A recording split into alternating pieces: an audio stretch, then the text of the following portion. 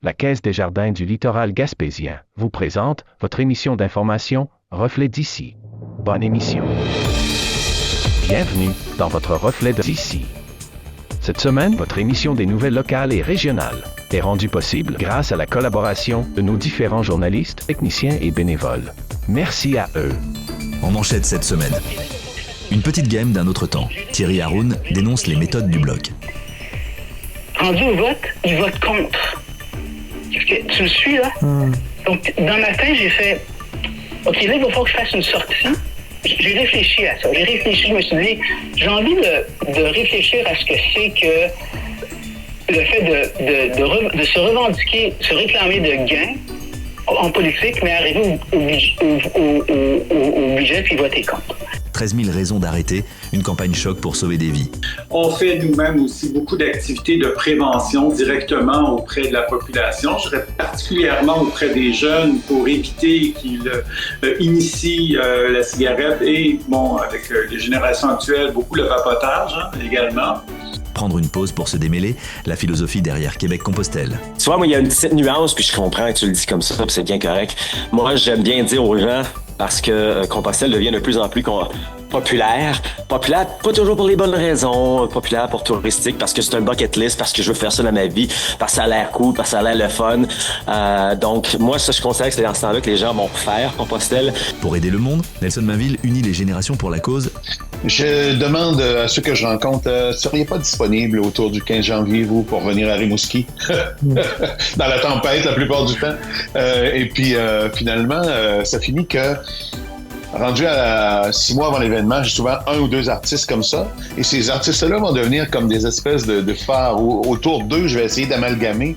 Pink Floyd et logement avec le maire d'Arèche. On parle de 48 logements. C'est quand même pas rien, 48 logements dans une place comme la nôtre.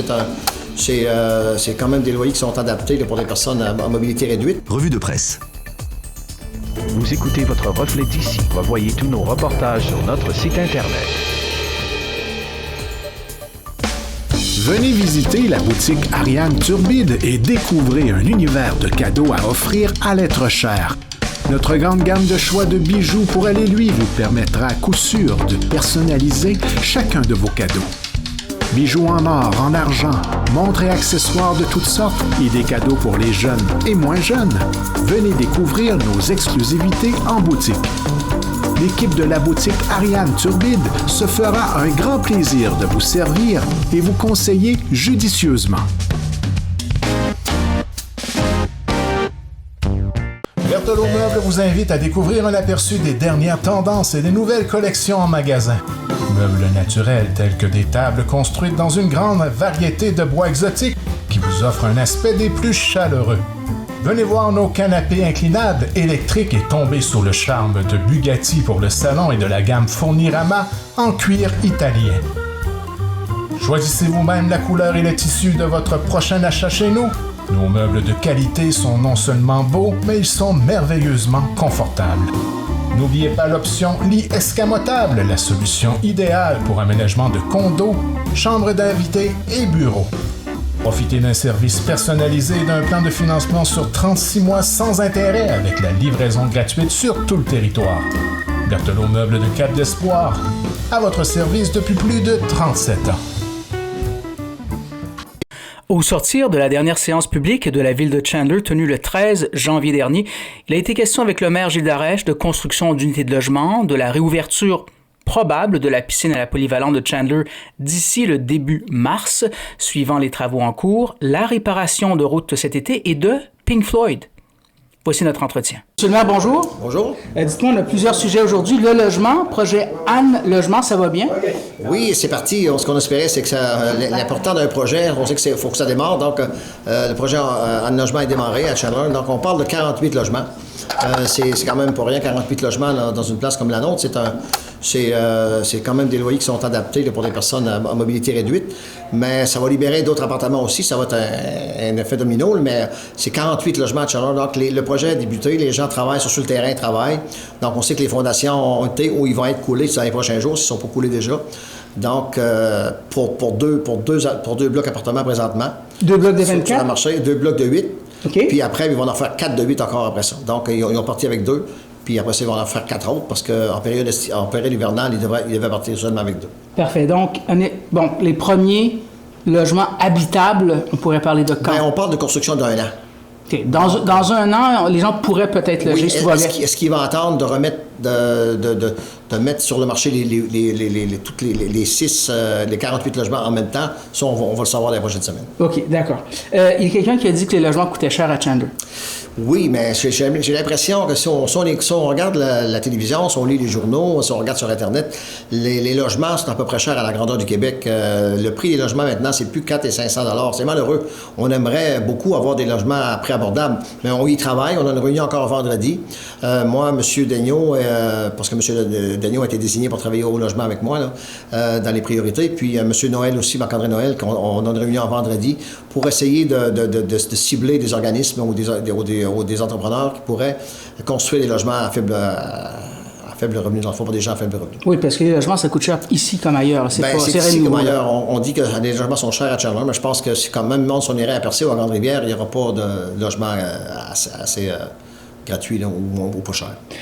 Piscine, ça semble retardé encore une fois. Mais c'est pas sous votre contrôle, en fait. T'sais, nous, on est locataires de la piscine. Il faut que les gens qui comprennent, parce qu'il y en a qui disaient comment tu fais que la ville ne parte pas à la piscine. La piscine va partir quand le centre scolaire va décider que la piscine va partir, parce que la piscine ne nous appartient pas.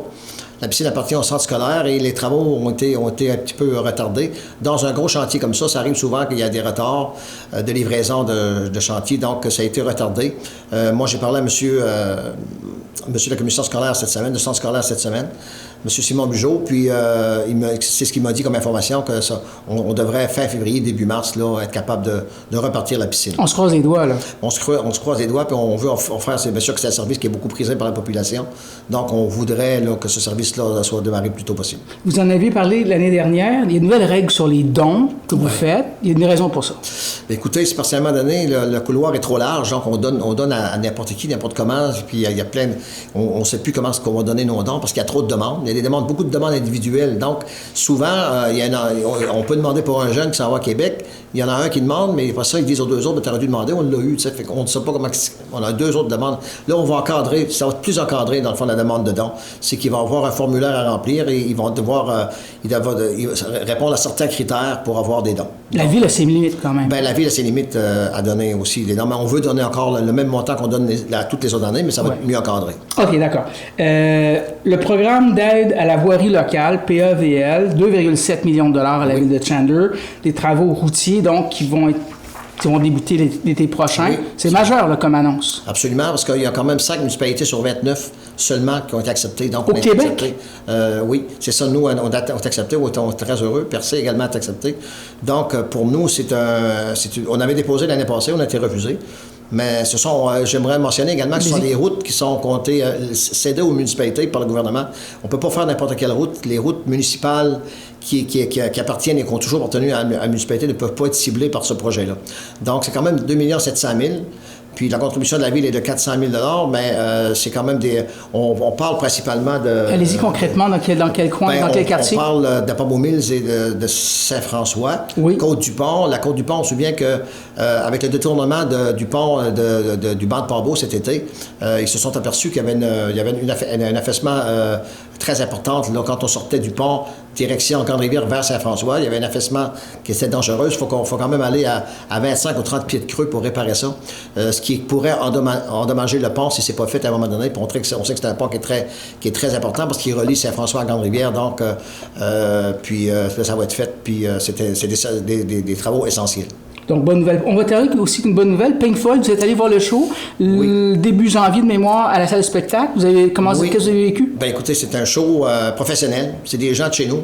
C'est des gens d'un peu partout en Gaspésie. Il y avait le chanteur, je pense qu'il y a Chico-Wake dans ce coin-là, un excellent chanteur. On dirait vraiment Pink Floyd. On devrait vraiment le chanteur de Pink Floyd. Mais nos musiciens locaux, Monsieur Chouinard, Monsieur Simon Larocque et les autres, Tom Bonheur à oui, qu'on connaît bien. Tous les choristes, tout était bon. Je les ai appelés pour les féliciter, mais pour leur dire également qu'ils ne seraient pas gênés d'aller se produire à Québec ou à Montréal parce qu'il y a assez de talent pour le faire. Merci, M. le maire. Plaisir. Les jardins fleuris de Cap d'Espoir et Pabot, l'endroit idéal pour découvrir l'univers des fleurs et du potager. Engrais de toutes sortes disponibles, contenant et tout le nécessaire pour réussir sa récolte ou son aménagement paysager. Découvrez notre nouveau site internet, lesjardinfleuris.ca, et visitez notre page Facebook pour connaître nos heures et jours d'ouverture. La qualité, la variété, les conseils judicieux, c'est au 1416 route 132 Cap d'Espoir et au 14 route Hamilton Pabot que vous trouverez satisfaction. À la bijouterie Brigitte de Grande-Rivière, notre grande panoplie d'idées cadeaux pour toute la famille et notre vaste choix de bijoux pour elle et lui saura satisfaire à coup sûr l'être cher. Nous avons des produits de beauté, accessoires de décoration, montres solaires Seiko, les montres Bering au style moderne et au design innovateur, des perles et les diamants naturels de la collection Malo. Pour la qualité, les meilleures marques sur le marché, faites confiance à l'équipe de la bijouterie Brigitte de Grande-Rivière.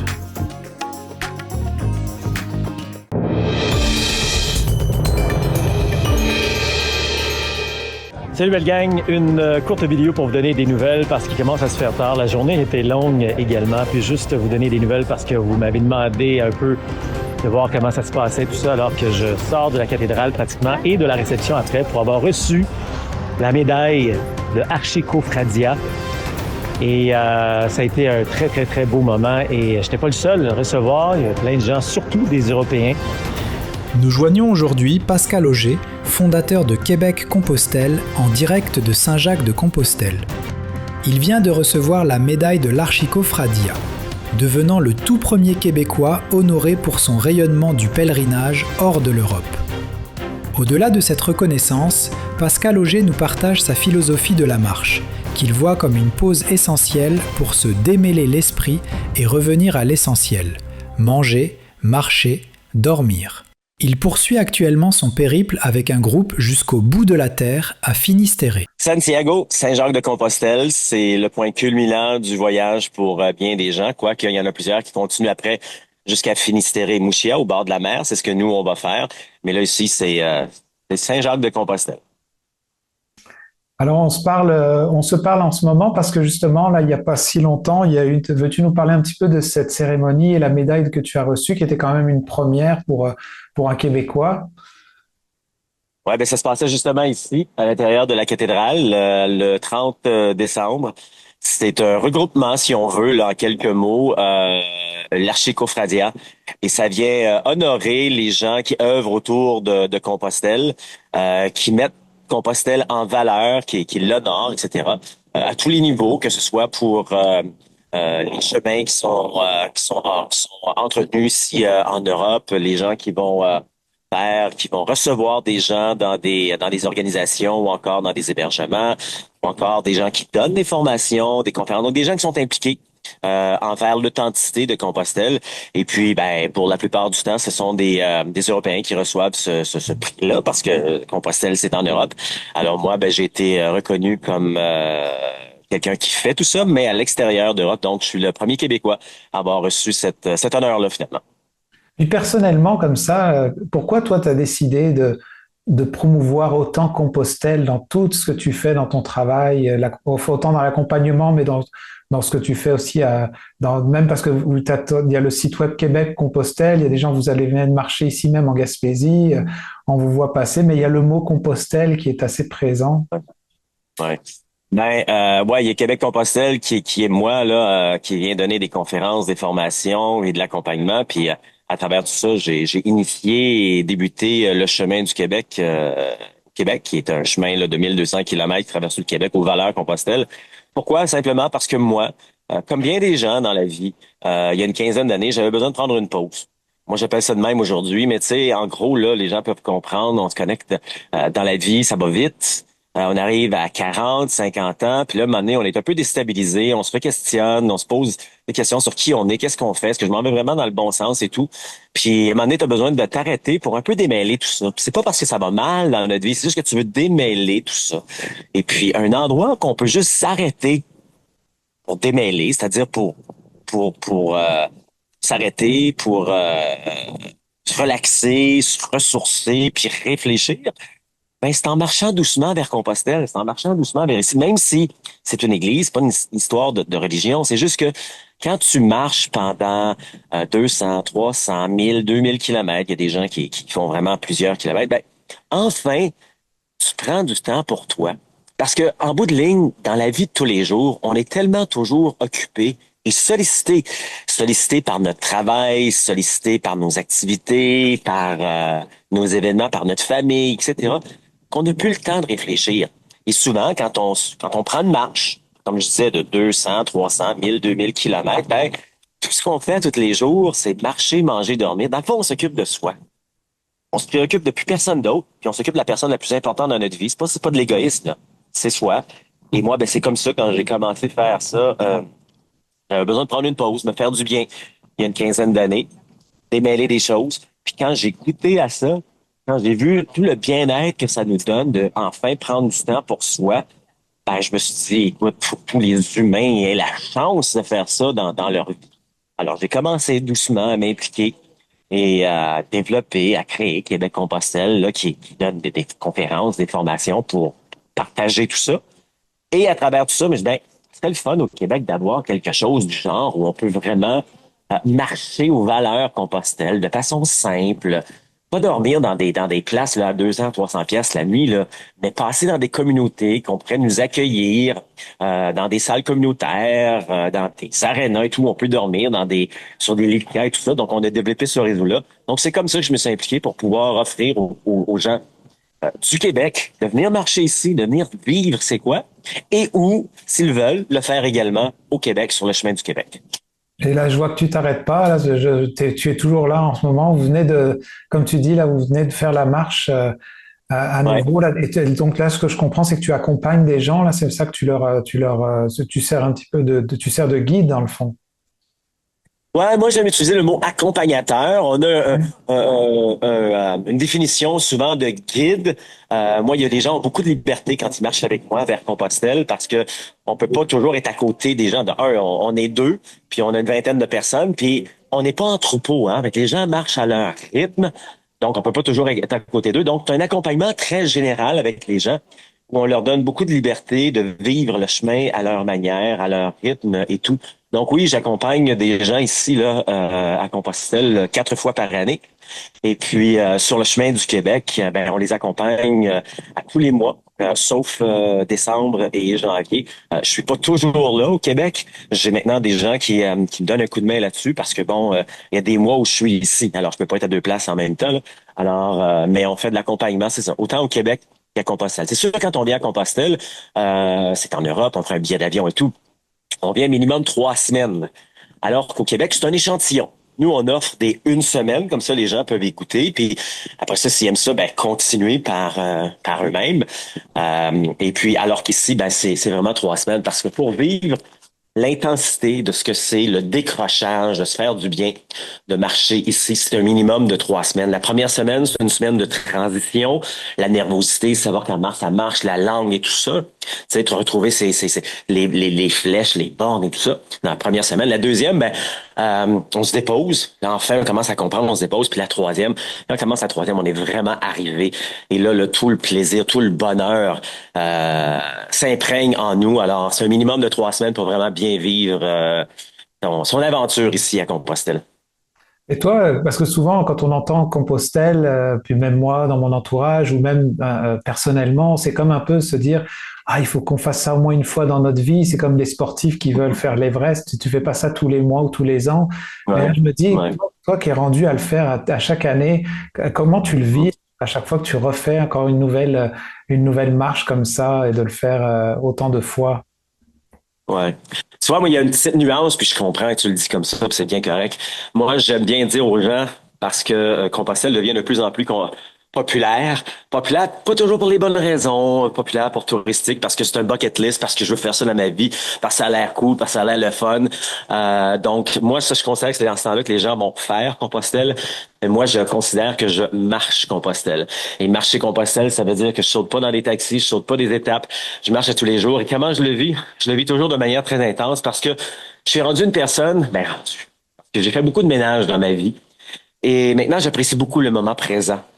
J'apprécie non seulement le moment présent, mais j'apprécie être entouré de gens vrais, de gens authentiques, des gens qui sont capables de s'exprimer de c'est quoi la vie. Alors quand je viens ici, je viens avec généralement 15, 20 humains qui sont rendus là dans leur vie, avec qui on n'a pas des grosses discussions intenses à tous les jours, mais quand on jase de vraies affaires. Là. Bon, on jase de la pluie et du beau temps aussi des fois, là, c'est sûr. Là.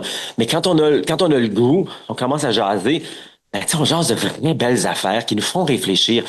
Et moi, c'est pour ça que j'adore, à chaque fois que j'insiste avec des gens différents, on a des discussions qui se ressemblent, mais ça me fait grandir en tant que personne moi-même. Puis, à l'inverse, les amener ici, leur donner ce plaisir-là, ce bonheur-là, je sais que ça les fait grandir, c'est mon travail. Donc, je suis un peu là-dedans, je les aide à grandir là-dedans. Donc, c'est un beau mélange, c'est un bel échange finalement de partage de vie. Puis ça, pour moi, c'est riche, puis c'est ça que je veux dans ma vie. D'accord. Puis cette médaille, pour terminer sur cette médaille, je comprends que c'est pas forcément un aboutissement, c'est pas que pour arrêter quelque chose. Le projet, c'est de continuer à donner des conférences, à former les gens et à accompagner les gens.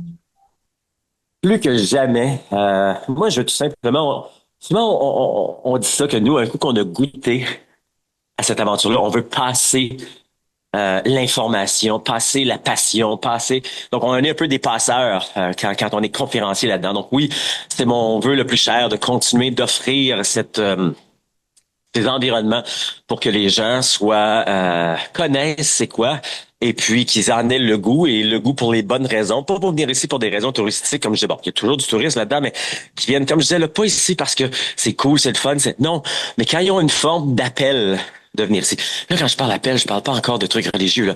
Mais c'est un appel, c'est comme j'ai le goût de voir ça. J'ai surtout le goût, je suis rendu surtout dans un moment dans ma vie où j'ai besoin de prendre une pause, j'ai besoin de réfléchir, j'ai besoin de m'arrêter, respirer et vivre.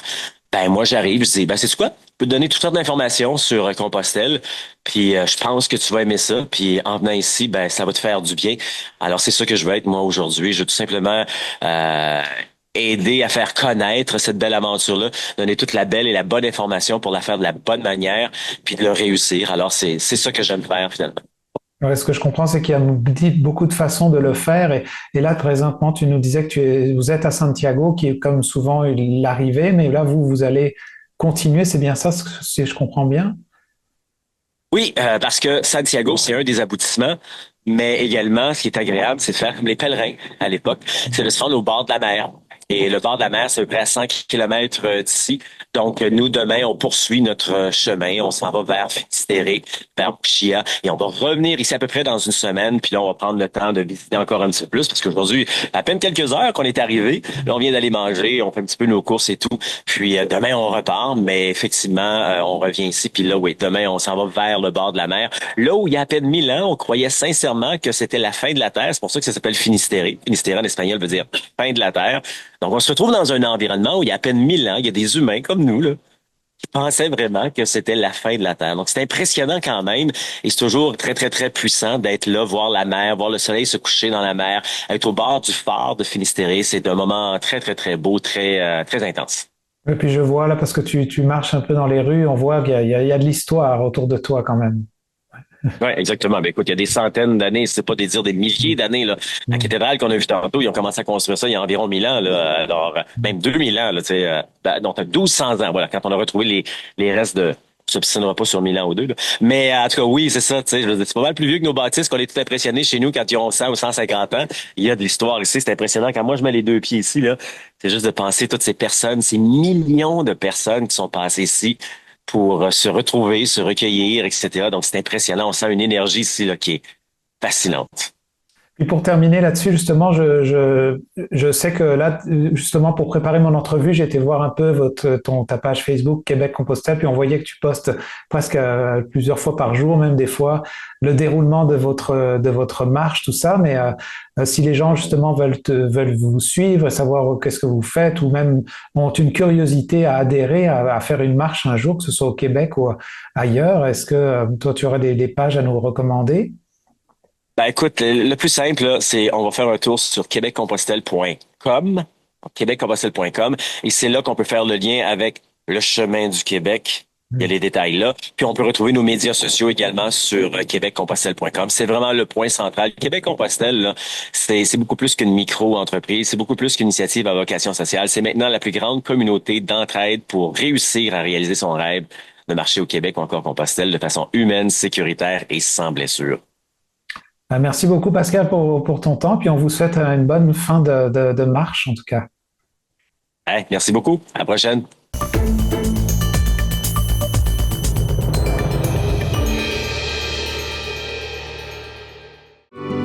Vous recherchez une expérience d'hébergement en Gaspésie alliant un site exceptionnel avec la découverte d'un menu culinaire du terroir gaspésien? C'est ce que vous offre le motel Fraser de Chandler et le restaurant Le Sieur de Pabot. Utilisez notre borne automatisée lors de votre séjour, réservez une table, découvrez notre menu ou commandez votre repas directement sur notre site web. Pour un séjour inoubliable, le motel Fraser, un incontournable en Gaspésie.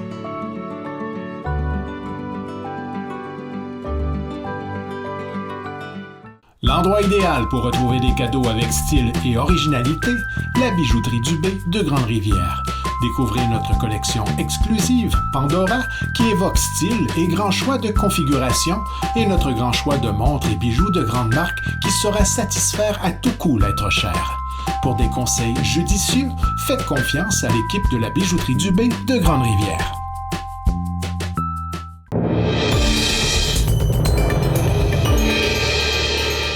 Nous recevons aujourd'hui Nelson Mainville qui signe la direction artistique du spectacle de la ressource dans le cadre du 28e Téléradioton.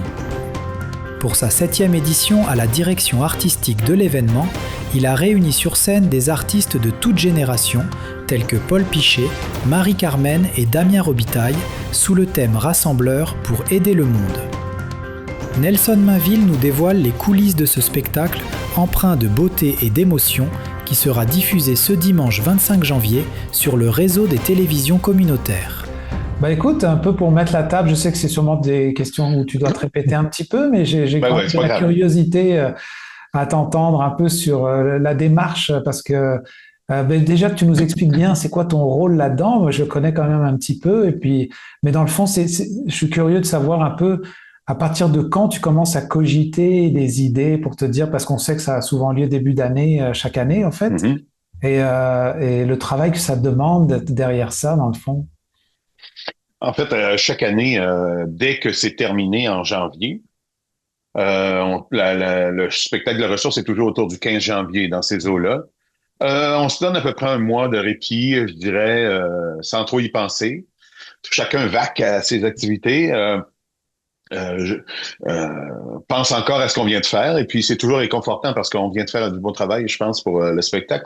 Mais je dirais que ça commence vers avril, là, plus sérieusement mars, avril.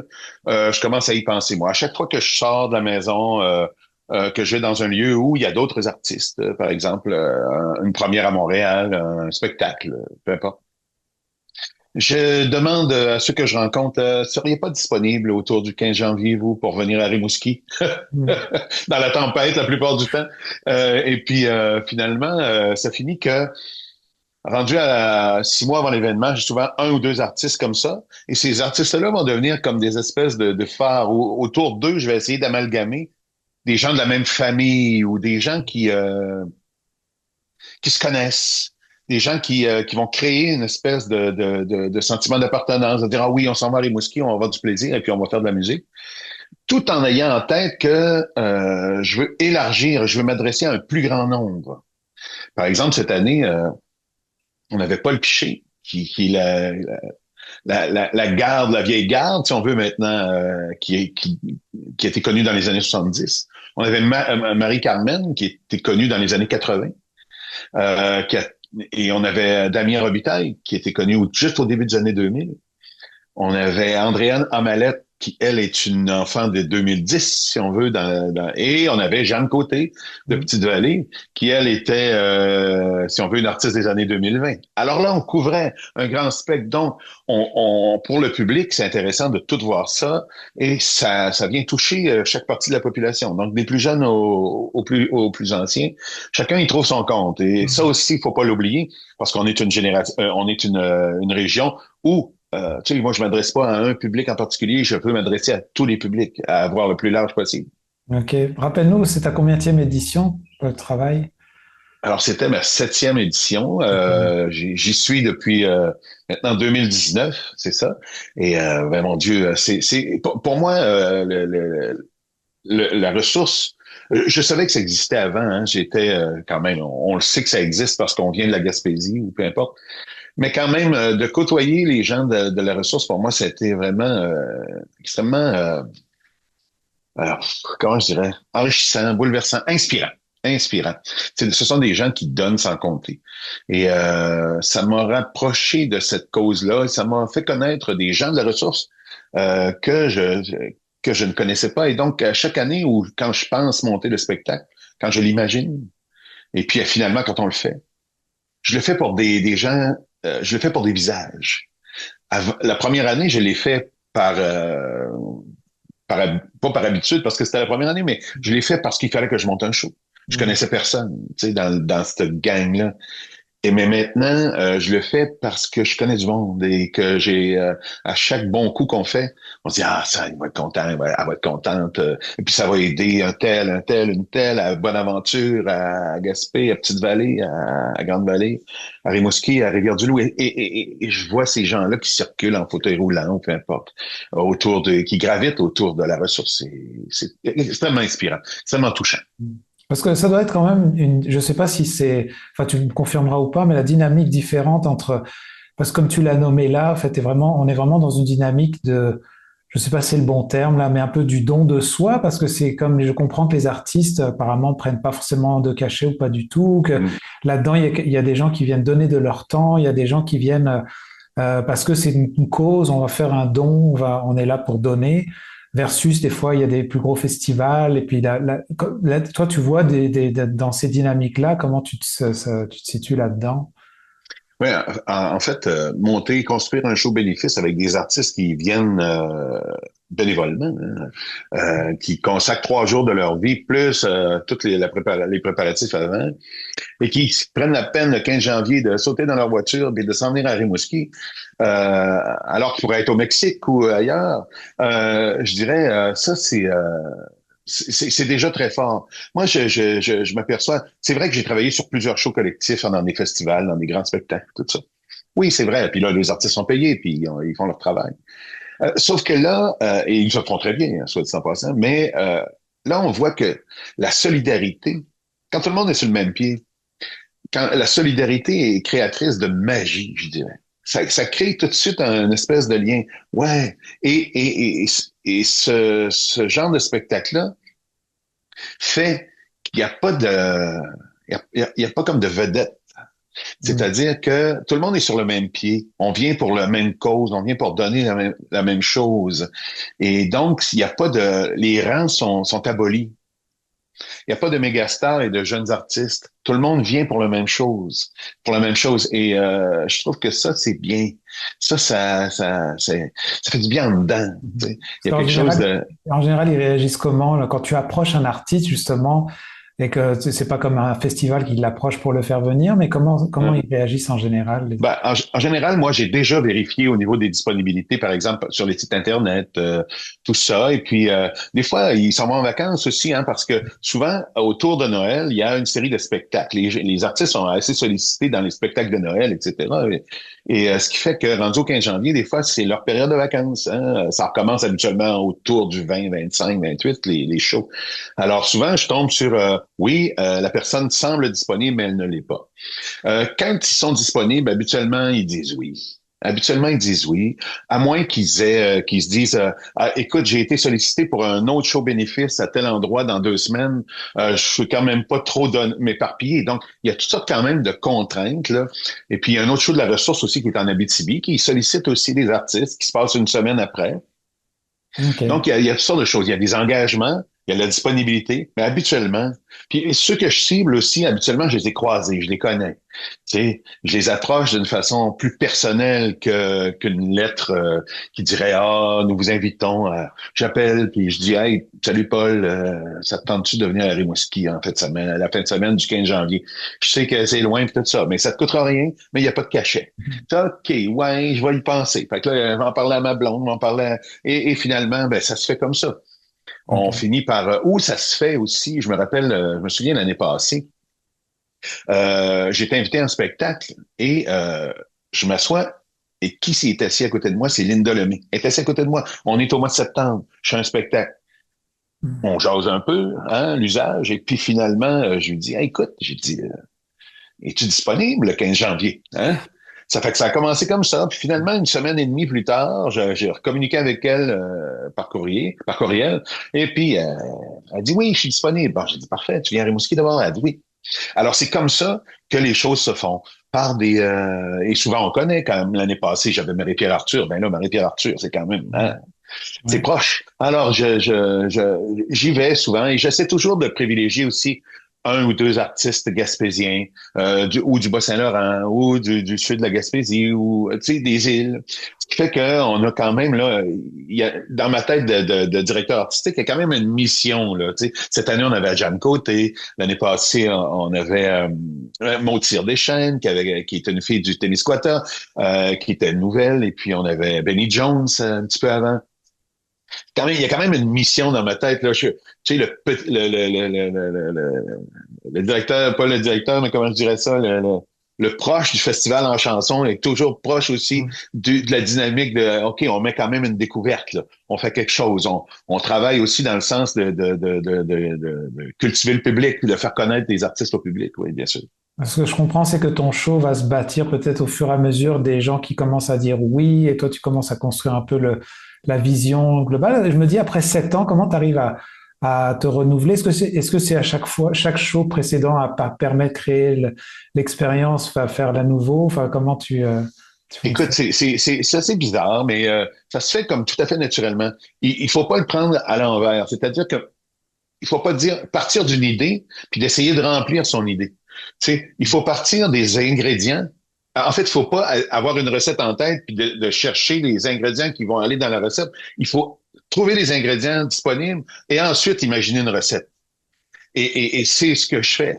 On faut trouver les artistes disponibles, puis ensuite on se dit comment faire pour que tout ça marche ensemble, créer de la magie, que la recette, que le pudding monte, si on veut. Hein?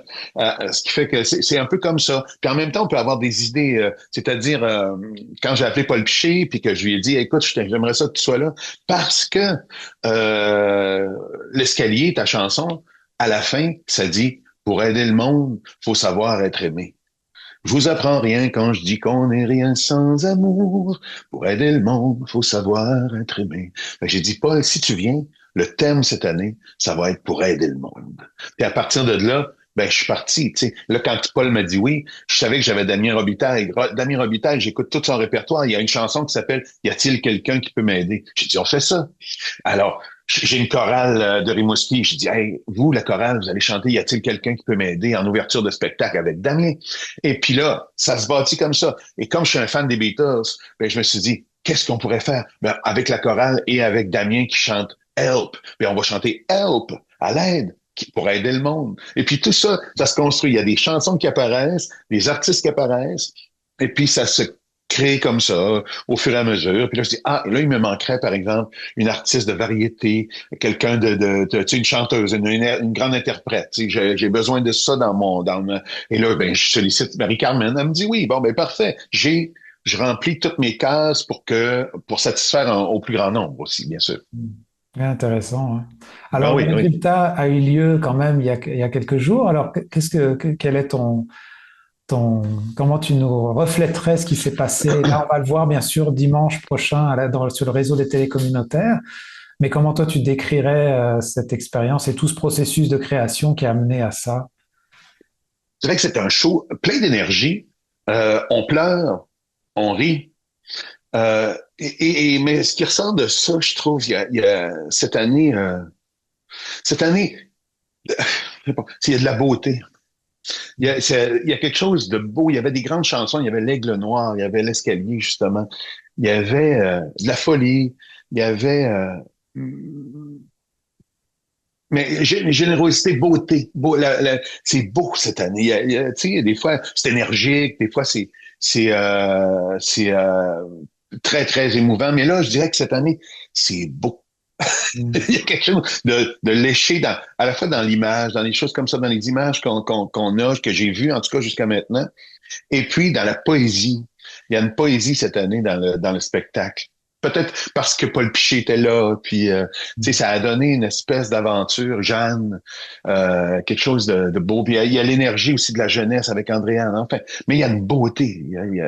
Et je pense que les gens vont aimer le spectacle. Et j'espère qu'ils seront assez émus et touchés par la beauté pour prendre leur téléphone et faire leur don à la ressource. Vous savez, quand vous faites un don à la ressource, vous donnez pas dans le vide. Vous donnez à des gens qui sont vos voisins, vos amis, qui ont besoin de faire adapter une salle de bain, qui ont besoin d'une chaise roulante différente, plus adaptée, qui ont besoin de faire ouvrir une porte sur le bon côté, d'installer une rampe. Vous savez, et ça, on le voit tous les jours, on en connaît.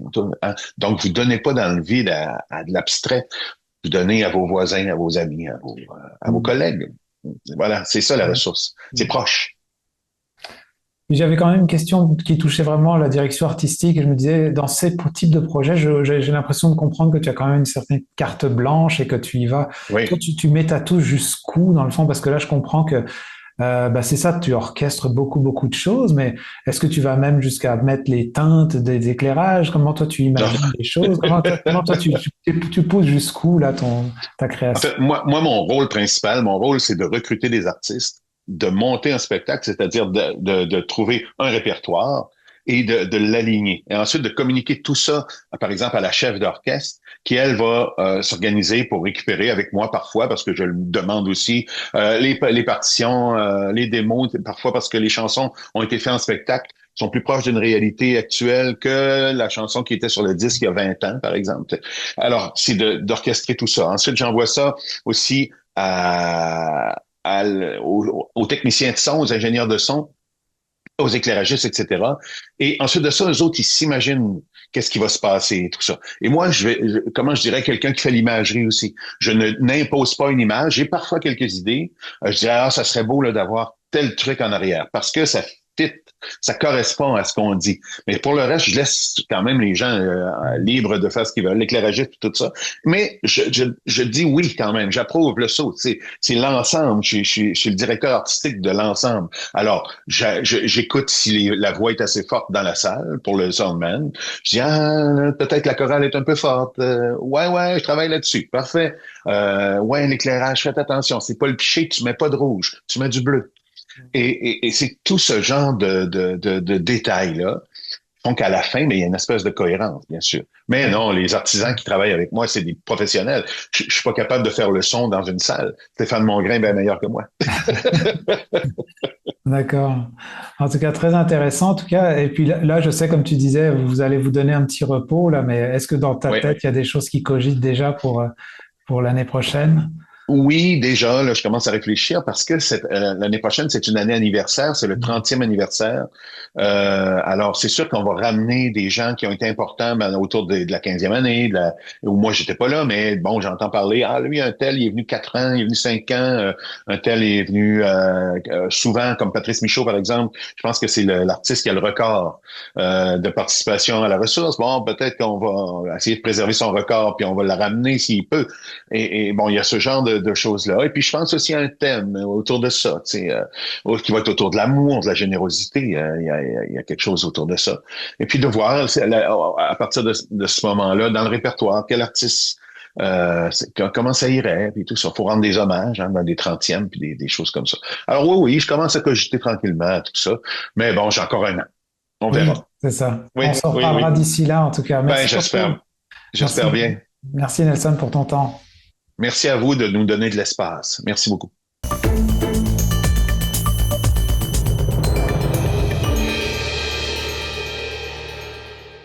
Marché Richelieu de Cap-d'Espoir, l'endroit où faire son épicerie devient un plaisir à découvrir et à partager. Venez déguster nos produits du terroir gaspésien et nos spécialités cuisinées ici même, la cuisine de notre chef Nicolas. Que ce soit pour le prêt-à-manger ou un dessert fait maison, pour des produits frais, de la bonne bière gaspésienne ou simplement pour le plein d'essence, rendez-vous au marché Nicolas de Cap-d'Espoir. La boutique Le Mercier de Chandler, l'endroit où magasiner un vêtement devient une expérience en soi. Venez nous voir en magasin et soyez accompagnés par des professionnels soucieux de vous offrir la qualité avec le style, l'originalité et ce pour toutes les occasions. Nous avons de tout pour le sportif, l'homme d'affaires et des occasions spéciales qui requièrent un service personnalisé pour faire de vos événements des moments inoubliables. 484 rue Hôtel de Ville Chandler, 418-689-2404 ou visitez notre page Facebook Le Mercier Chandler. Boutique Le Mercier, la référence en mode masculine en région.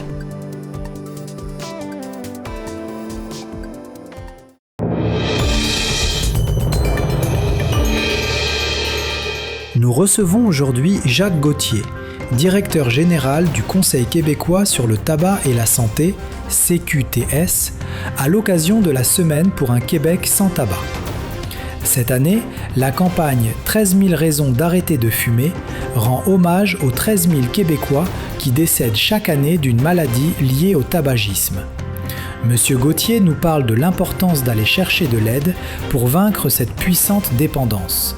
Que ce soit via le service téléphonique, le site web j'arrête.qc.ca ou les professionnels de la santé.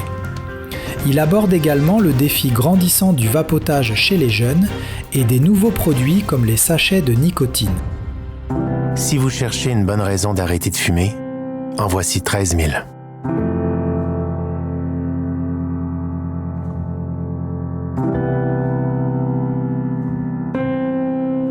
La cigarette a tué 13 000 personnes encore cette année au Québec. Arrêtez avant qu'il ne soit trop tard. Donc après toutes ces années, je me demandais comment est-ce qu'il y a une évolution dans cette... Parce que quand on parle de la lutte contre le tabagisme, moi j'ai cette image un peu de lutter contre quelque chose qui des fois va au-delà, comme par exemple c'est de l'addiction quand même pour beaucoup de personnes. Donc en fait, est-ce que c'est un combat qui est réalisable vraiment de pouvoir...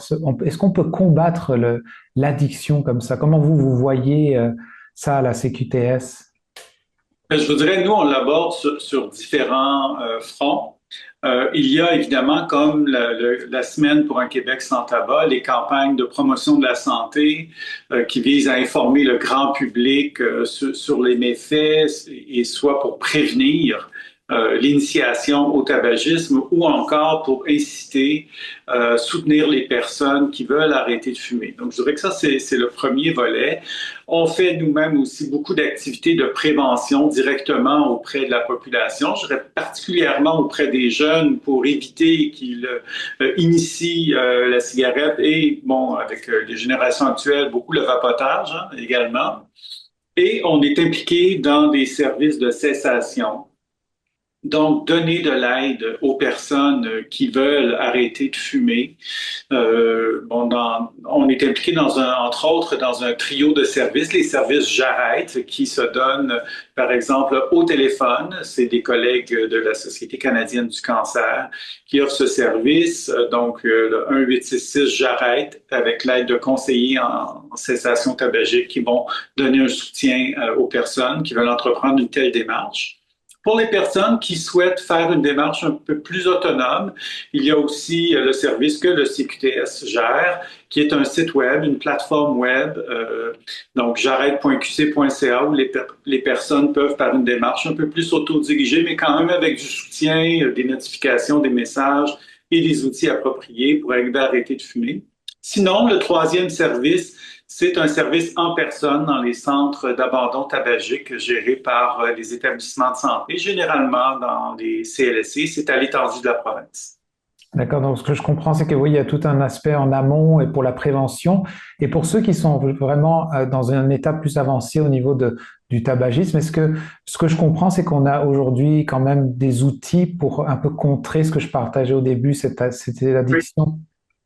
Oui, absolument. Et les gens peuvent aussi, évidemment, consulter un professionnel de la santé, par exemple médecin, infirmière ou pharmacien, qui va leur offrir aussi un suivi pour les aider dans leur cessation tabagique, qui peut s'accompagner aussi de médications qui vont aider au sevrage de la nicotine. Vous avez aussi ce qu'on appelle les thérapies de remplacement de la nicotine, ce que les gens connaissent bien, là, les thèmes qu'on appose sur la peau, qui viennent aussi aider à la cessation, en plus de tous les autres types de services que je vous ai mentionnés. Il y a aussi des services de messagerie texte. Donc, il y a vraiment une panoplie de moyens que les gens peuvent utiliser et trouver celui qui leur convient le mieux et qui va leur permettre là, de mieux réussir cette démarche. Puis vous avez soulevé tout à l'heure le vapotage. Je me disais, moi je fais partie un peu de cette génération où c'est arrivé dans le décor et on avait l'impression que ça allait être quelque chose qui allait un peu sauver parce que ça allait être quelque chose qui allait être justement moins nocif. Comment vous placez le vapotage là-dedans? Oui, vous avez raison. Quand ça a été introduit sur le marché, on présentait la vapoteuse comme étant l'outil idéal pour cesser de fumer. Ce qu'on voit par contre avec le temps, c'est que c'est plutôt devenu un moyen d'introduire les jeunes à la nicotine et ça crée une forte dépendance et très rapidement. Donc, l'intention initiale, malheureusement, ne s'est pas avérée. C'est beaucoup plus là un outil que les jeunes utilisent pour s'initier à la nicotine. Et la dépendance à la nicotine, c'est très fort, c'est très addictif et très rapide. Donc, on voit là maintenant, on a près de 14% des adolescents québécois là, qui vapotent. Et chez les jeunes de 18-24 ans, c'est encore beaucoup plus élevé. Là, on est près de 22 à 24%. D'accord. Alors là, on parle bien de toutes des actions qui sont mises en place pour les fumeurs eux-mêmes. Et je me demandais, est-ce qu'il y a des actions aussi qui vont vers les compagnies qui fabriquent des cigarettes ou des vapoteuses, par exemple, pour les recettes qu'on met dans ces produits-là? Est-ce qu'il y a une évolution un petit peu dans le temps aussi ou des actions concrètes qui sont faites là, dans ce sens-là? Ça relève plus des gouvernements canadiens, gouvernements québécois dans une certaine mesure, qui c'est plus le contrôle des produits, la réglementation sur la publicité, la vente, etc. Donc, nous, on n'agit pas directement sur ces éléments-là. Bien sûr, on peut, quand les gouvernements consultent ou envoyer des mémoires ou proposer des alternatives, mais notre champ d'action à nous est principalement en promotion de la santé, prévention et cessation. D'accord. Je lisais dans votre communiqué justement que vous êtes Martin Blais vous a joint, qui est le fils de Jean-Yves Blais, justement, qui a eu un décès lié justement dans sa famille à cause du tabac. Déjà, comment ça s'est passé, avoir choisi Martin et comment lui se sent là-dedans, dans cette démarche-là? Oui, on est très, très content que M. Blais ait accepté d'être le co-porte-parole de la campagne, puisque notre campagne, la thématique cette année, c'est 13 000 raisons d'arrêter de fumer. Et ces 13 000, ça représente les victimes annuelles qui décèdent des suites d'une maladie liée au tabac. Donc, encore aujourd'hui, le nombre est très, très important. Donc, ce qu'on voulait, c'est souligner la mémoire de ces personnes.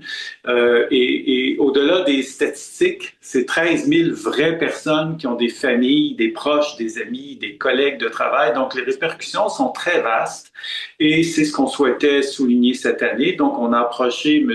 Blais, qui est le fils de Jean-Yves Blais, qui est l'initiateur du recours collectif CQTS Blais contre l'industrie du tabac et qui lui-même est malheureusement décédé d'un cancer lié à la cigarette. D'accord. Alors, est-ce que j'imagine, quand on reprend une année comme ça, chaque année, on fait une édition pour déjà qu'on ait une semaine pour pouvoir mettre ça de l'avant, c'est très positif. Et j'imagine que ça doit être tout un défi de dire, surtout quand on voit des fois que les chiffres augmentent, et vous le disiez tout à l'heure, peut-être qu'il y a plus chez les jeunes aujourd'hui à cause des vapoteuses, tout ça, mais c'est un défi de mettre en place une stratégie dans le fond, pour faire passer un message. Et j'ai essayé d'imaginer un peu le temps que vous devez passer à essayer de mettre en avant. Et puis j'ai eu la chance de voir votre campagne qui est sortie hier, qui est assez choc quand même. Là, on voit la liste déroulée des 13 000 personnes qui sont décédées. Dans le fond, j'imagine qu'il doit y avoir tout un processus en arrière de ça, mais est-ce que c'est pas un défi quand même à chaque année pour vous de trouver l'idée qui va... Ouais. Oui, c'est un défi de trouver l'angle, de se renouveler. Vous avez raison, mais il y a quand même aussi des données scientifiques qui nous appuient dans le choix qu'on va faire. Donc, vous dites c'est un peu une campagne choc, mais c'est un des principes. Hein. Il faut atteindre les gens, il faut que ce soit l'émotion qui vienne les rejoindre. Donc, on a toute une équipe derrière tout ça, autant à l'interne que des collaborateurs externes, que je remercie d'ailleurs là, pour leur contribution à cette campagne et aux campagnes antérieures. Donc, des gens là, spécialisés du domaine qui conçoivent. Et on arrive toujours à trouver l'angle. Et c'est bien d'une année à l'autre de varier les messages pour aller toucher les gens d'une façon différente et peut-être amener de nouvelles personnes qui, par des campagnes passées, ont peut-être été moins touchées, mais cette fois-ci, entreprendre une démarche de cessation tabagique. D'accord. Et je comprends que c'est un enjeu de santé collective, c'est comme ça que c'était nommé dans votre communiqué.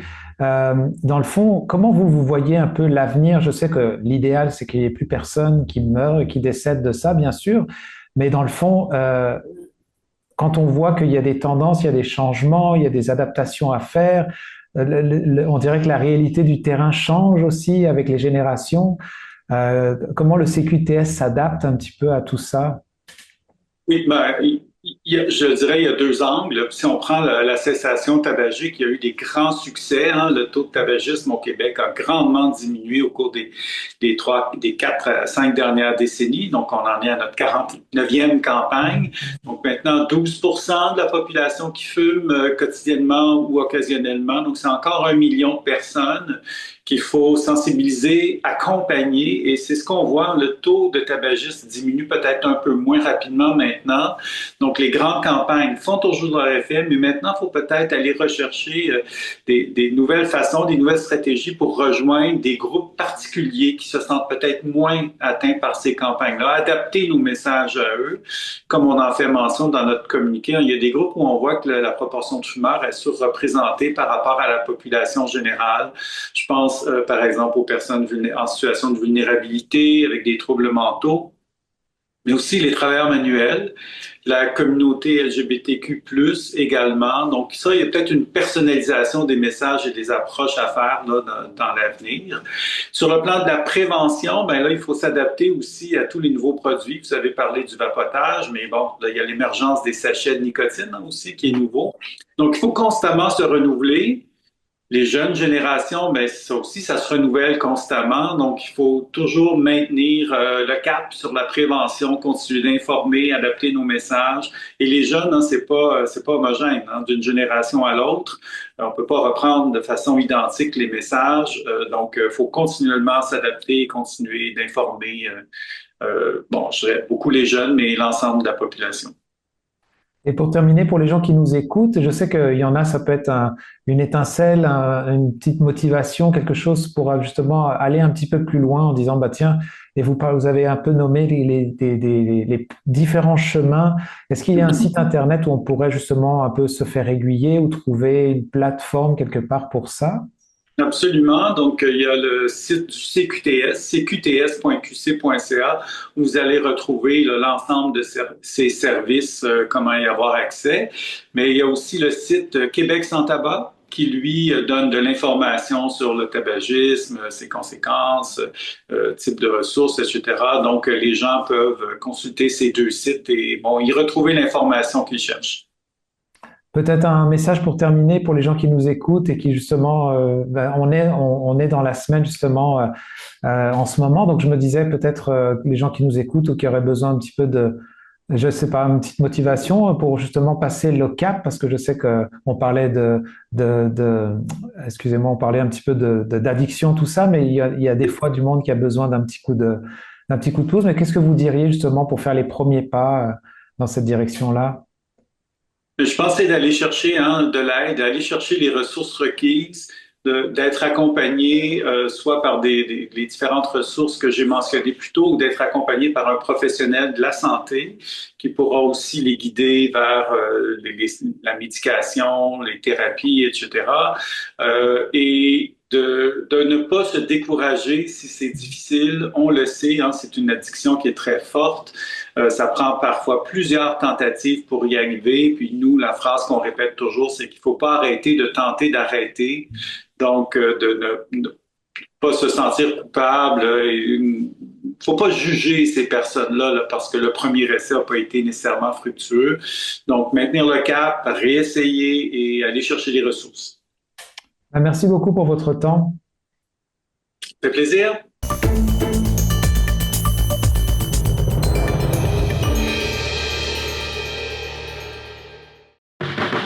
La clinique d'optométrie Lémirion est fière de vous présenter cette programmation. Le soin de votre vue passe sous les yeux de la clinique d'optométrie Lémirion. Avec un vaste choix de montures pour le style, le confort, les marques. Clinique d'optométrie Lémirion. 689-5553.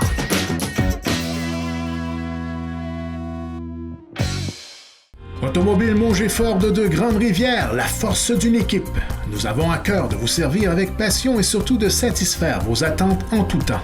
Notre équipe compétente d'expérience ne désire qu'une seule chose, la satisfaction de sa clientèle. Pour l'ensemble de vos besoins pour votre véhicule, pour l'achat d'un véhicule neuf ou d'occasion, venez rencontrer l'équipe Mauger Ford. Notre force, notre équipe, nos employés.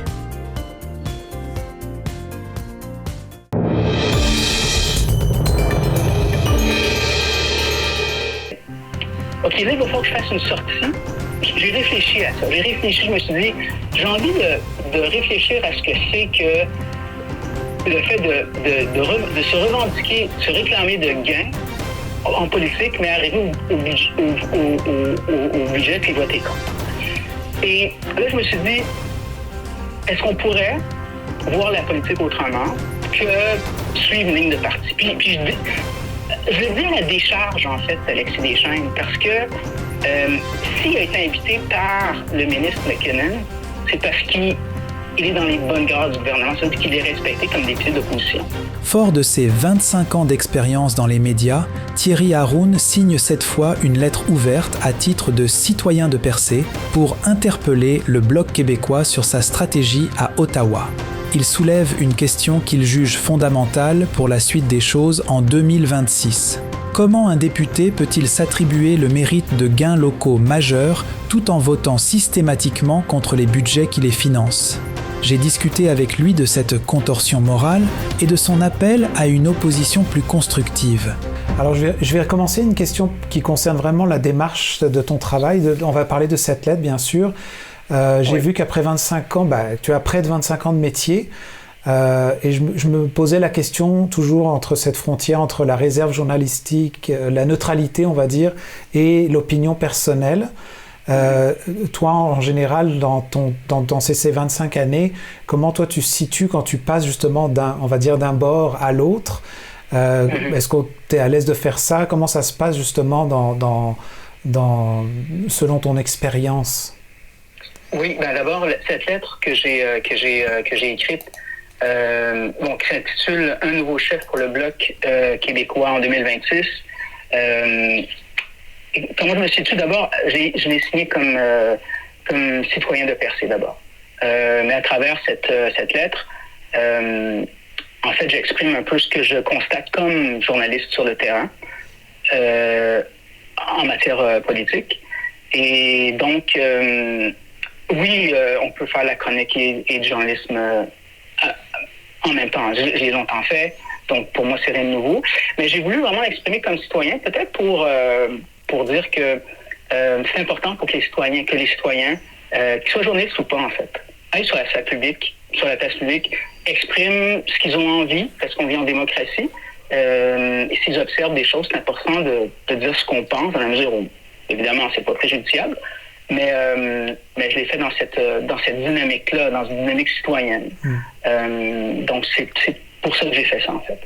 Puis moi, j'ai cette image un peu de passer d'observateur à acteur. J'allais dire un peu ce que j'avais cette expression de la goutte qui fait déborder le vase, parce que je me dis, à force d'être sur le terrain, puis de couvrir d'une façon assez neutre, et tout d'un coup, c'est quoi qui a fait que toi, tu as décidé à ce moment-là de vouloir t'exprimer publiquement, là, début 2026? Oui, j'ai toujours un peu exprimé sur la place publique. J'ai eu la chance, au cours des dernières années, d'avoir cette marge de manœuvre, d'avoir cette occasion, cette chance. Alors, je la prends quand je peux. Et dans ce cas-ci, c'est le vote du dernier budget, en fait, à Ottawa, alors que mon député Alexis Deschênes, et j'ai réfléchi sur le métier de politicien, en ce sens que, d'abord, mon député, cette lettre s'adresse davantage à mon député bloquiste, parce que je trouve qu'il fait un très bon travail, ça, je veux que ça soit très, très clair, là. Je l'ai même dit sur la place publique. Le problème, c'est pas tant ça, parce qu'il est apprécié sur la place publique. Il est apprécié. Je suis allé à une dernière manifestation de l'assurance-emploi. J'ai parlé à des gens qui ont manifesté là. Il était là. Il a fait un discours et les gens me disaient, tu sais, Thierry, il fait un bon travail, t'as débuté. J'ai dit oui, absolument, pas de problème. La lettre, la teneur de cette lettre, j'avais un peu de difficulté sur la décision de mon député d'avoir suivi la ligne de parti. Et une ligne de parti qui est dictée par le chef du Bloc québécois, qui est Yves-François Blanchet, qui demande à ses députés, évidemment, de voter contre un budget, contre le budget fédéral, contre le budget de Mark Carney, le dernier budget qui a été déposé en 2025. Et la raison pour laquelle, quand j'ai vu que puis j'ai fait mes vérifications, j'ai écrit à un bureau du Bloc québécois pour savoir s'ils votaient, c'est quand la dernière fois qu'ils ont voté pour un budget ou s'ils ont toujours voté contre un budget. Et on m'a confirmé qu'au cours des 10 dernières années, ils ont toujours voté contre. Alors, à partir de là, je me suis dit, tiens, c'est pas systématique, c'est systémique. C'est-à-dire qu'ils votent systématiquement, là, on va le dire comme ça, c'est plus clair, contre un budget. Alors, je me suis dit, mon député à moi, Alexis Deschênes, qui fait un bon travail, qui d'ailleurs a salué les mesures dans le budget, mais qui, au moment du vote, a voté contre le budget. La question se pose. D'autant que il se réclame, donc il se crédite des gains, par exemple, le prolongement de la piste d'atterrissage aux Îles-de-la-Madeleine, de l'argent, des sommes pour le pavillon des requins à Explorer-en-Mer.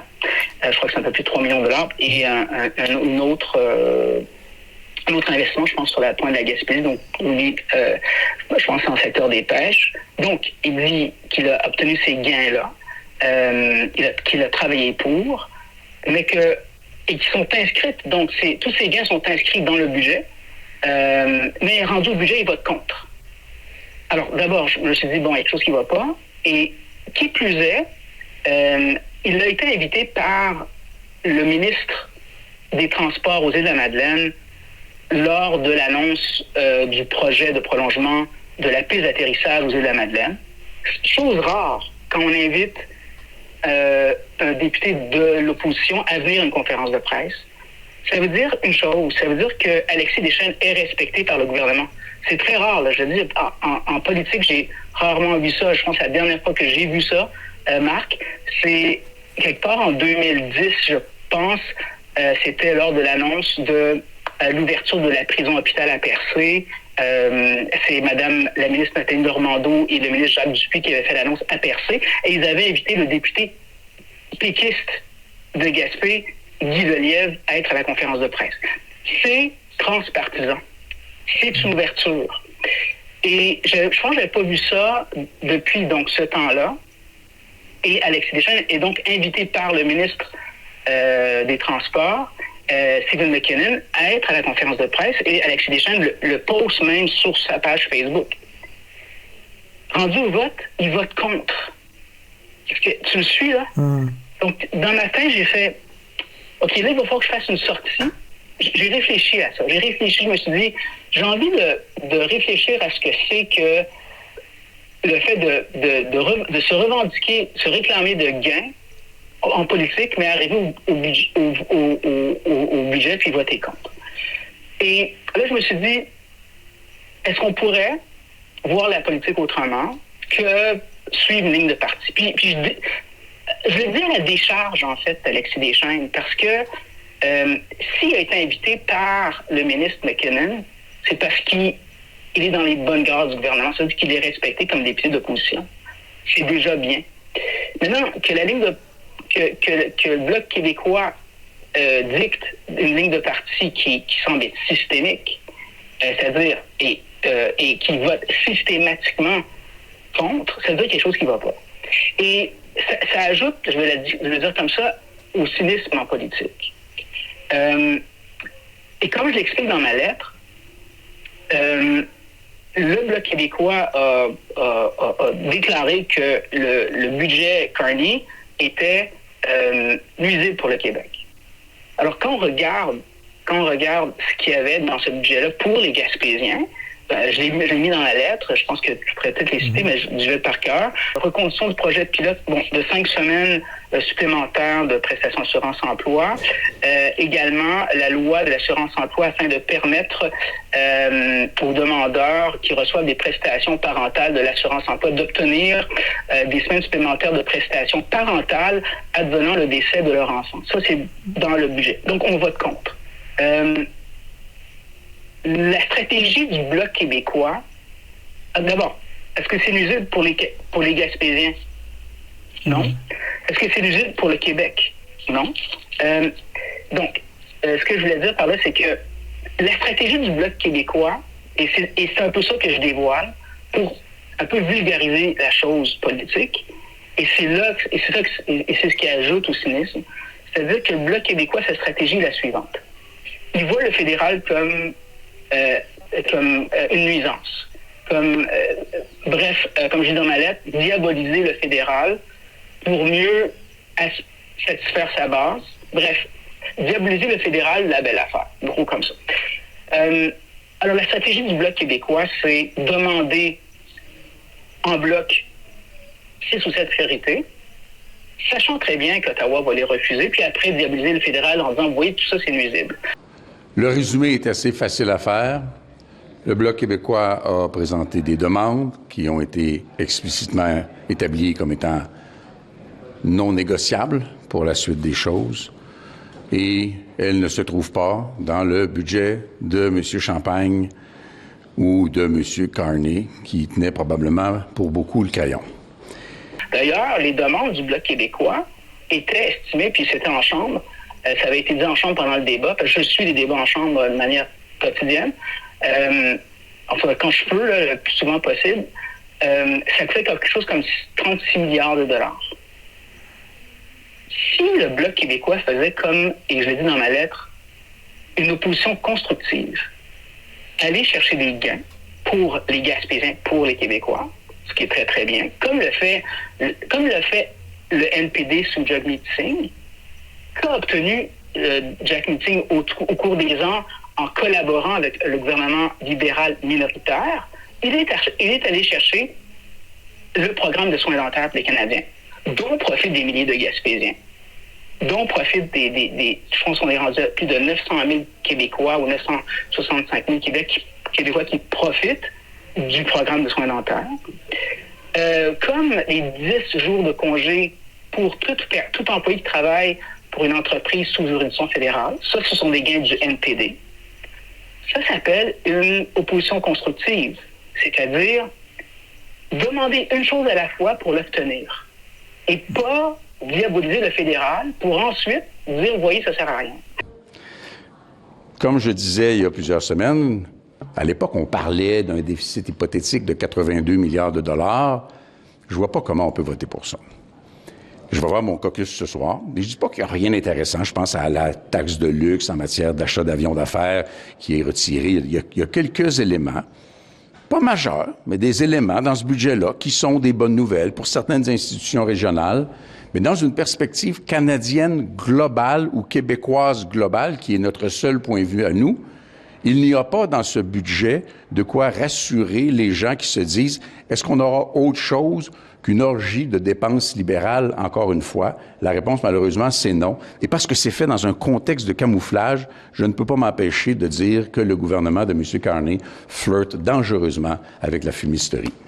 Et c'est là où je me suis dit, il va falloir que j'aille sur la place publique puis tenter de dévoiler cette petite game d'un autre temps. Tu veux dire celle que l'opposition est faite pour s'opposer en tout temps, un peu? C'est comme que la capacité de nuance, il faudrait comme adapter plus à une réalité d'aujourd'hui. Oui, puis être constructif, en fait, puis pas voir son rôle de député comme de l'opposition pour de l'opposition. Si le Bloc québécois agissait comme l'a fait le NPD, c'est-à-dire cibler des choses précises. Je vous donne un exemple. Je sais que le Bloc québécois a longtemps demandé au fédéral d'augmenter, de penser à la tranche d'âge des 65 à 75 ans, d'augmenter le revenu à eux, les aider, comme ils ont fait pour les 75 ans et plus.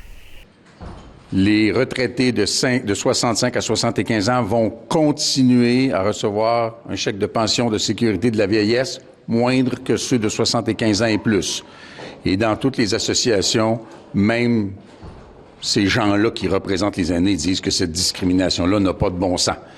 Le gouvernement se permet un déficit de 78 milliards et ne prend pas la peine de régler une injustice.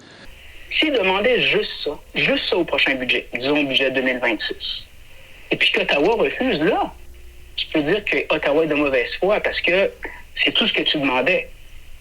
À partir de là, tu es capable de tenter d'obtenir quelque chose, et peut-être qu'il l'aurait, en fait, s'il demandait juste ça. Ou, par exemple, je donne un exemple, faire comme le NPD faisait, demander une chose à la fois pour l'obtenir, l'assurance-emploi. J'ai fait une manifestation d'assurance-emploi, j'en parlais tout à l'heure, Alexis Deschênes était là, le mouvement Action Chômage, il y avait une soixantaine de citoyens, et ces manifestations donnaient couvert à l'assurance-emploi, là, sérieux, là. Il saluait, le mouvement Action Chômage saluait la reconduction du 5 semaines de prestations d'assurance-emploi supplémentaires pour couvrir le trou noir, ce qui est une période couvrant entre la fin des prestations d'assurance-emploi et le début du travail dans les usines de transformation de poissons, par exemple, ou en tourisme. Donc, ça vient combien? Le MAC, le mouvement Action Chômage, demandait 15 semaines, juste pour être sûr qu'on puisse couvrir l'entièreté, parce que 5 semaines, c'est pas assez. 15 semaines, ce serait parfait. Puis, on peut pas être contre la vertu, je suis entièrement d'accord avec cette démarche-là. Pourquoi le Bloc québécois, en 2026, je lance un défi à mon député, Alexis Deschênes, et que quelqu'un que je respecte beaucoup, d'ailleurs, je fais un très bon travail, je l'ai dit, puis je le dis tout ça en tout respect, parce que je sais combien la politique, c'est difficile, pour avoir été de l'autre côté aussi. Et puis, je pense qu'il est capable, il est transpartisan, je pense. Je pense qu'il si j'ai un député qui serait capable de faire, je pense que c'est lui, c'est de dire, OK, au prochain budget, dire à son chef, écoute, on va demander juste ça à Ottawa. Passer de 5 à 15 semaines pour combler le trou noir. Si on obtient ça, c'est parfait parce que là, tu changes la vie des Gaspésiens. Là, tu changes la vie des travailleurs d'usine. Là, tu changes la vie des gens des îles de la Madeleine. Ça, c'est vraiment important. Si tu tables là-dessus, c'est absolument effarant de constater jusqu'à quel point le régime d'assurance-emploi est inéquitable, incohérent, illogique, discriminatoire et inhumain. Puis tu rencontres le ministre des Finances. Tu dis, écoutez, monsieur le ministre, nous, on veut ça cette année. Êtes-vous capable de le donner? Parce que on va plus jouer la game de tout ou rien. Tu sais, qui trop embrasse mal étreint, en d'autres mots, donc tu finis par rien avoir. Pourquoi on n'essaierait pas ça? Donc, ma sortie, elle est positive, en fait. Puis, j'essaie de voir si on peut faire les choses autrement. Et c'est ce que je souhaite. Maintenant, je sais que le titre de mon texte, c'est « Est-ce qu'on pourrait avoir un nouveau chef au Bloc québécois? » Peut-être que c'est le temps que les bloquistes pensent, et c'est pas... On dirait que le débat n'est pas fait sur la place publique parce que on n'en parle jamais. Peut-être que il va falloir, je lance l'idée, là, peut-être qu'il va falloir qu'il change de chef. Et dans ma lettre, je dis, là, je vise pas Yves-François Blanchet comme personne. Je respecte cette personne grandement. Je vise le titre ici, juste pour être clair. Ça n'a rien à voir, ça n'a rien de personnel. C'est quelqu'un que je respecte, puis j'ai suivi au cours de toutes les années comme journaliste, même du temps qu'il était ministre de l'Environnement sous le gouvernement péquiste, de Pauline Marois. Donc, je me souviens de lui depuis longtemps, je le couvre depuis longtemps. Mais peut-être qu'il est temps pour le Bloc québécois de réfléchir à, en d'autres mots, où le Bloc change d'attitude. On dit, OK, on va travailler de manière constructive avec Ottawa désormais, et pas voir le fédéral comme le diable en personne. Où on change de chef, puis on voit les choses autrement. Est-ce qu'ils sont capables de faire ça? Je ne le sais pas, mais moi, j'espère qu'on arrive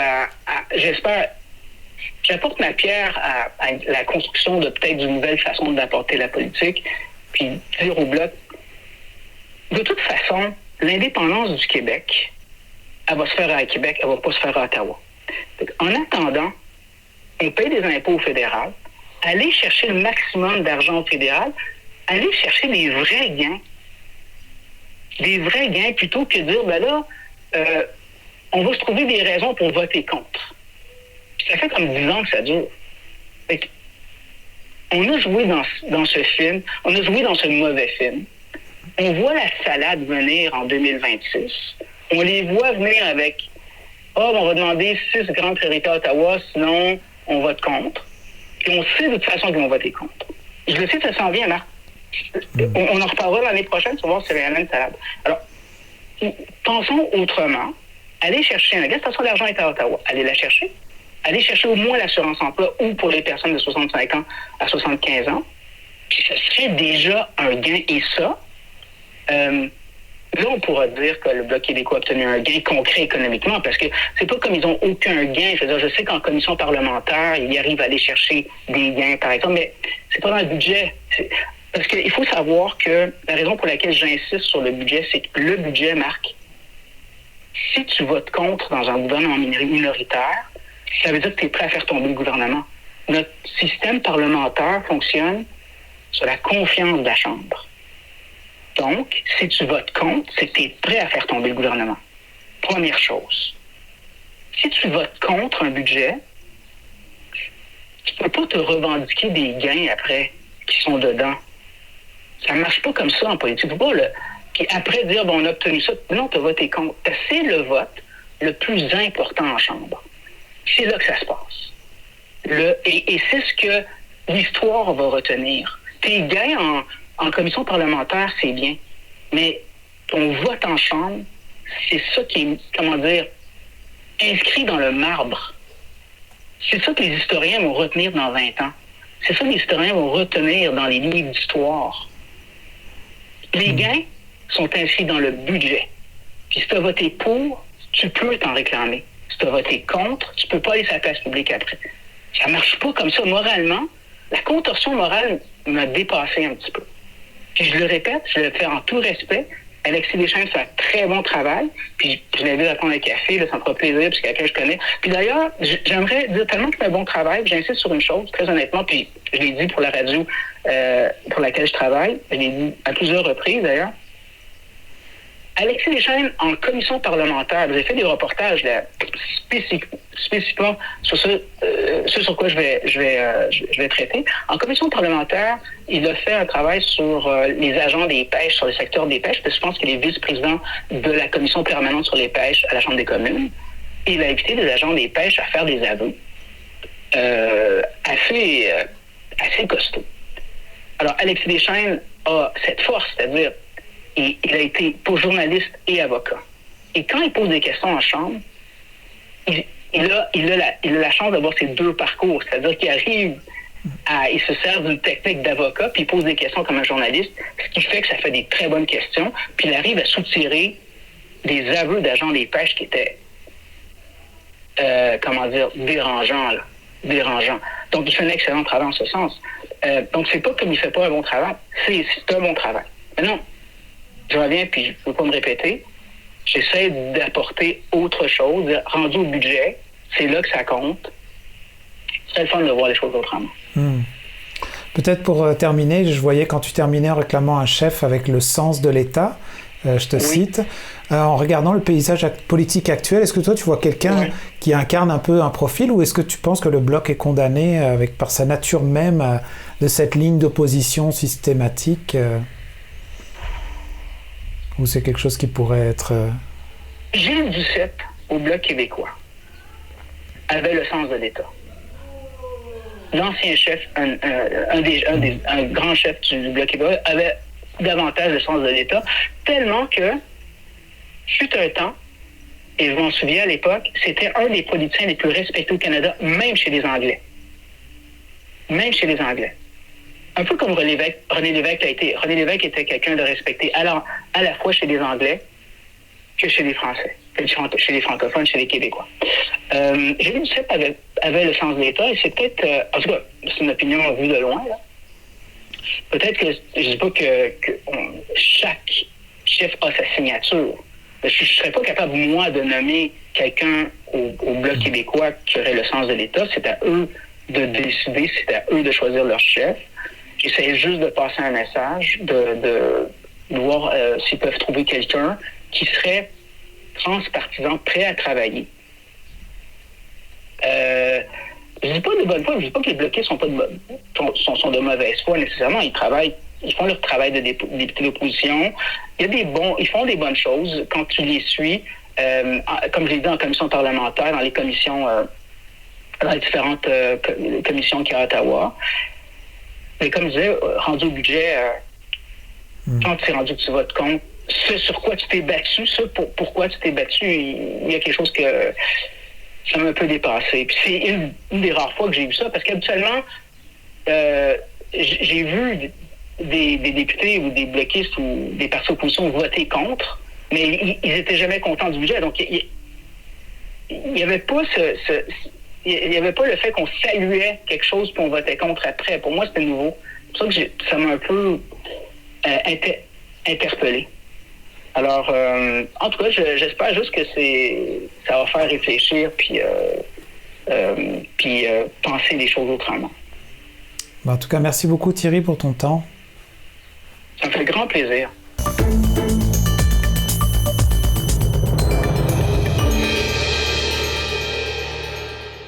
Redonnez fière allure à votre voiture avec Jimmy Esthétique Auto Plus. Spécialiste en esthétique automobile complète, nous redonnons vie à votre véhicule à l'intérieur comme à l'extérieur. Et pour affronter nos hivers québécois, pensez à nos traitements anti-rouille paraphiniques, sans huile, efficace et durable. Brillance, protection, tranquillité d'esprit, Jimmy Esthétique Auto Plus, votre auto, notre passion.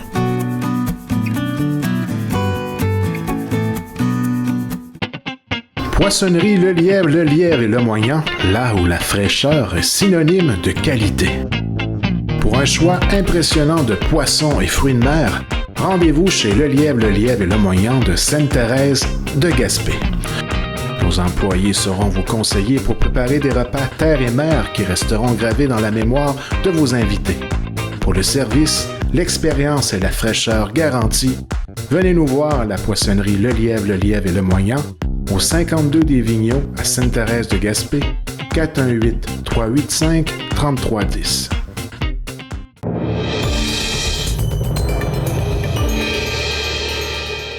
Selon Radio Gaspésie, la Sûreté du Québec alerte la population de l'Est du Québec contre une hausse des fraudes amoureuses. Le sergent Frédéric Dehaye explique que les fraudeurs utilisent les réseaux sociaux et sites de rencontres pour établir une relation de confiance avant de solliciter de l'argent sous divers prétextes. Urgence médicale, billets d'avion. Récemment, des victimes se sont même présentées à l'aéroport de Montjoly pour attendre un partenaire qui n'est jamais arrivé.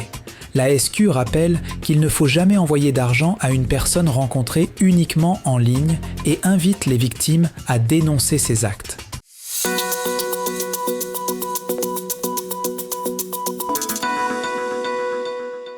Selon Bleu FM Sainte-Anne-des-Monts, lors de sa première entrevue de 2026 à Bleu FM, le maire de Sainte-Anne-des-Monts, Simon Deschênes, a dressé les priorités de son début d'année. Il entend notamment revoir le protocole d'intervention et la facturation pour les évacuations d'urgence dans les territoires non organisés. Pour ce faire, il prévoit une rencontre avec des partenaires clés, incluant la SQ, le CISSS, la CEPAC et le ministère de la Sécurité publique. Enfin, le maire dénonce vivement le refus de Québec de financer des travaux de voirie dans sa municipalité, un dossier qui demeure prioritaire pour l'administration locale.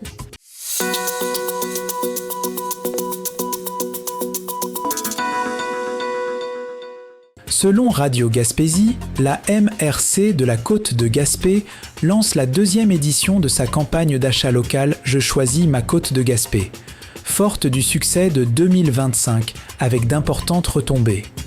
L'initiative propose à nouveau des cartes cadeaux bonifiées de 50%. Les citoyens pourront acheter leurs bons dès le 16 avril à 19h sur la plateforme Hello avec un maximum de $150 par personne. Les entreprises locales, qui doivent avoir au moins 50% de propriété locale, ont jusqu'au 2 février pour s'inscrire. Ce projet de 3 ans dispose d'une enveloppe globale de $225 000 pour stimuler l'économie de la région.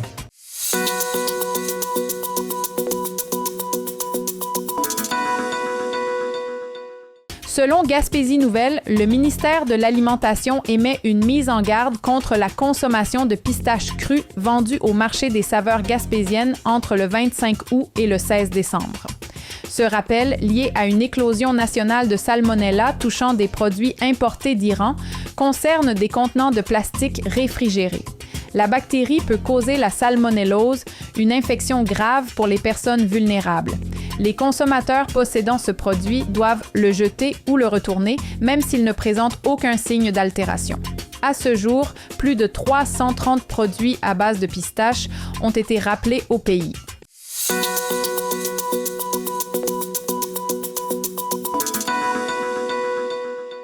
Selon Bleu FM Sainte-Anne-des-Monts, le député de Gaspé, Stéphane Sainte-Croix, a officiellement exprimé son appui à Simon Jolin-Barrette pour la chefferie de la CAQ suite à la démission de François Legault. Sur Facebook, il a salué en le ministre de la Justice un homme de conviction dont l'engagement pour les intérêts du Québec est, selon lui, exemplaire. Monsieur Sainte-Croix a notamment cité ses réformes sur la laïcité, la langue française et le droit de la famille comme des gestes concrets ayant un impact direct sur les citoyens. Cet appui survient alors que d'autres figures de proue, comme Geneviève Guilbeault et Sonia Lebel, ont annoncé qu'elles ne brigueront pas la succession.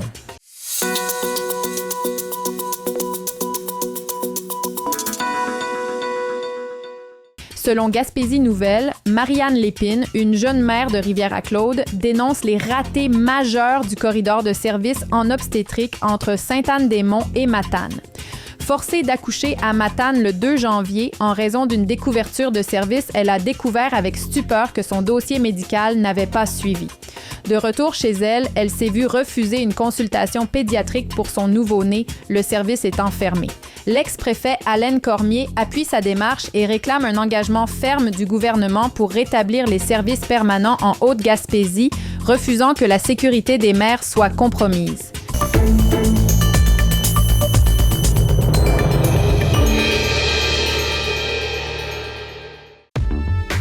Toute l'équipe de Michel et Terry Wheaton vous attend à votre pharmacie Jean Coutu de Grande-Rivière. Pour des conseils professionnels, des produits de qualité, venez nous voir, ce sera un plaisir de vous servir. Des cosmétiques aux soins de beauté en passant par les soins de santé, c'est chez votre Jean Coutu de Grande-Rivière que vous trouverez satisfaction.